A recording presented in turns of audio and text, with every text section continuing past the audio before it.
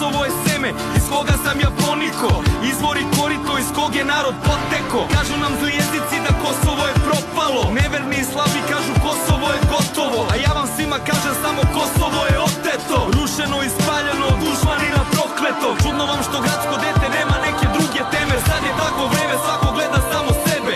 Živimo bez vere, bez nade i bez želje, zidamo kule a zaboravljamo temelj, jer narod bez porekla to je presušena reka. Bez majke mi smo čeda što su ostala bez mleka, al tu na mestu starom gde je Milo život dao, vođen Lazarovom pravdom opet vaskrsnuće narod, jer u nama i dalje živi predskazanje, kosovski zavet koji trajaće za navek. Zato učimo decu da znaju pravu istinu i nek nam pozdrav bude do godine u Prizrenu.